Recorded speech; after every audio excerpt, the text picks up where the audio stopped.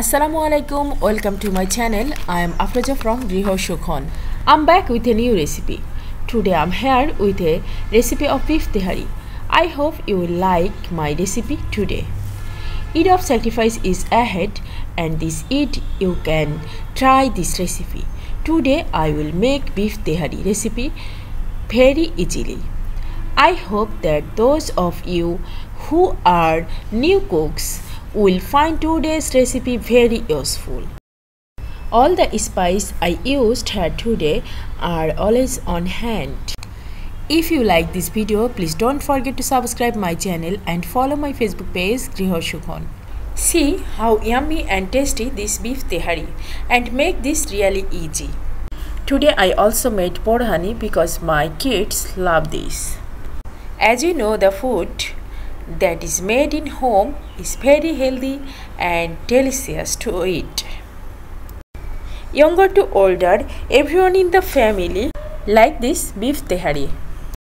It contains a lot of beef and is therefore very tasty to eat.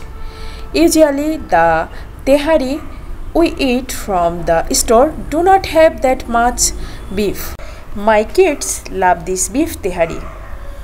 After watching this video, you can easily make beef tehari like me and you can eat many healthy beef tehari at home. I'm a stay-at-home mom and I love to cook and make cooking easy for you.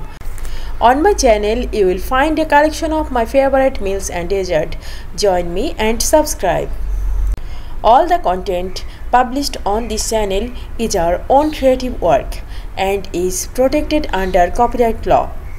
I love reading your messages, so please leave me a comment and I will do my absolute best to get back to you.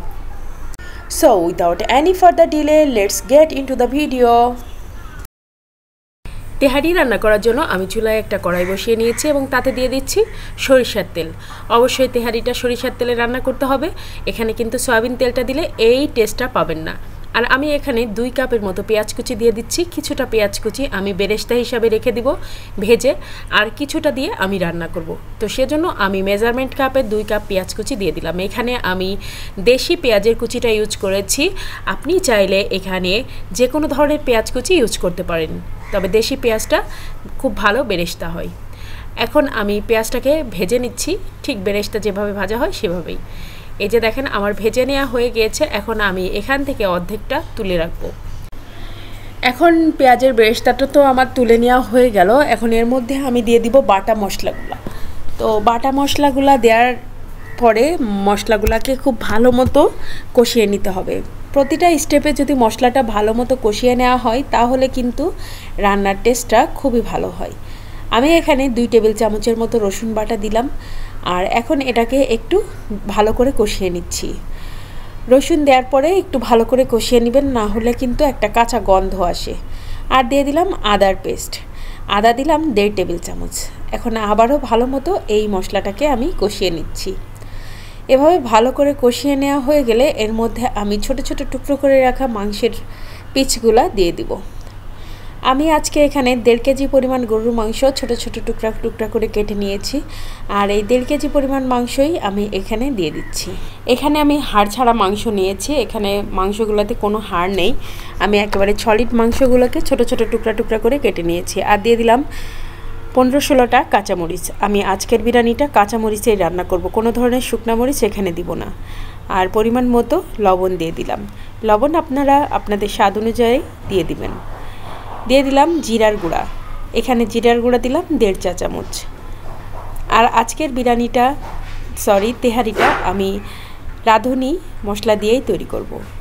তাই এখন আমি এর মধ্যে 1 packet রাঁধুনির biryani মশলা দিয়ে দিব। আপনারা চাইলে হাতে তৈরি যে কোনো ধরনের বিরিয়ানি মশলা দিয়েই রান্না করতে পারেন। আজকে আমার হাতে তৈরি মশলাটা শেষ হয়ে গিয়েছিল এবং গোটা মশলাও আমার কাছে ছিল না, যার কারণে আমি রাঁধুনির মশলাটা ইউজ করলাম। আর বিরিয়ানি মশলা কিভাবে তৈরি করতে হয় তার কিন্তু অনেক টিউটোরিয়াল আমার এই চ্যানেলে দেয়া আছে। আপনারা চাইলেই দেখে নিতে পারেন, প্লেলিস্ট চেক করলেই পেয়ে যাবেন। এই যে দেখেন মাংসটা কিন্তু খুব সুন্দর মতো কষানো হয়ে গেছে, ভুনা ভুনা হয়ে গেছে। কি সুন্দর যে একটা অ্যারোমা বের হচ্ছে, আপনাদের বলে বোঝাতে পারবো না। মনে হচ্ছে আমি হোটেল কিংবা রেস্টুরেন্টে বসে আছি তেহারি খাওয়ার জন্য। তো এখন একটু পানি দিয়ে দিলাম, আর পানি দেওয়ার পরে এর মধ্যে আমি ছোট ছোট কিউব কিউব করে কাটা আলুর টুকরাগুলো দিয়ে দিলাম। এই আলুগুলো আমি এভাবেই কেটে তেহারির মধ্যে দিই, তো আপনারাও এভাবে দিতে পারেন, এতে করে খেতে খুব মজা লাগে। আর এখানে আমি দিয়ে দিলাম 500 গ্রামের মতো পোলার চাল। এখানে আমি চিনি গুঁড়া চালটা ইউজ করেছি, চাষি চিনি গুঁড়া চালটা। আপনারা চাইলে যে কোনো ধরনের পোলার চালই ইউজ করতে পারেন বা বাসমতি চালও ইউজ করতে পারেন। আর যে পরিমাণ চাল নিয়েছি তার ডাবল পরিমাণ পানি দিয়েছি, দুধ আর পানি মিলিয়ে তার ডাবল পরিমাণ 1 কাপ দিলাম দুধ। এখানে দুধটা ইউজ করলে এই তেহারির টেস্টটা খুব ভালো আসে, তো চেষ্টা করবেন 1 কাপ দুধ ইউজ করার। দিয়ে দিলাম কিছুটা কিশমিশ, তেহারিতে কিন্তু কিশমিশ থাকলে খুব ভালো লাগে খেতে। তো এই তো সব কিছু দিয়ে বসিয়ে দেওয়ার পরে একটু পরপর একটু করে নেড়ে দিচ্ছি যেন নিচ থেকে ধরে না যায়। তো এভাবেই খুব শর্ট টাইমে আমার তেহারিটা কিন্তু রান্না হয়ে যাবে। এর মাঝে কিন্তু আলু সিদ্ধ হয়ে যাবে, চালটা সিদ্ধ হতে হতেই কিন্তু আলুটা সিদ্ধ হয়ে যাবে, কারণ আলুগুলা সম্পূর্ণ টুকরা টুকরা করে নেওয়া, আর এই টুকরা টুকরা আলু সিদ্ধ হতে খুব বেশি সময় লাগে না। তো এই তো আমার রান্না প্রায় শেষের দিকে, আর জাস্ট 10 মিনিট। এই তো দেখেন আমার রান্না প্রায় হয়ে গেছে। আমি তারপরও আর একটু নেড়ে চেড়ে নিচ্ছি, আর 15-20 মিনিট আমি এটাকে দমে রেখে দেব বন্ধ চুলায়। চুলা কিন্তু অন করব না, একেবারে বন্ধ চুলায় আমি এটাকে জাস্ট দমে রেখে দেব। ব্যাস, আমার কিন্তু তেহারি রান্না প্রায় কমপ্লিট। আর এই তেহারিটা খেতে যেমন মজা হয়, দেখতেও তেমন সুন্দর হয়। দিয়ে দিলাম গাওয়া ঘি, এখানে 1.5 টেবিল চামচের মতো গাওয়া ঘি ইউজ করেছি। আর গাওয়া ঘির রেসিপি আমার এই চ্যানেলে দেওয়া আছে, আপনারা চাইলে ওভাবে করে ঘি বানিয়ে নিতে পারেন। আর দেখেন তেহারিটা কতটা ঝরঝরে হয়েছে, আর একটু পরে আরও ঝরঝরা হয়ে যাবে।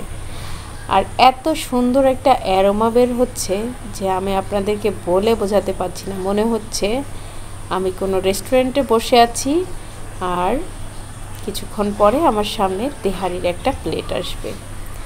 সেই রকম মজা হয়েছিল তেহারিটা, আমি তো খেয়েছি সেজন্য বলতেও পারছি।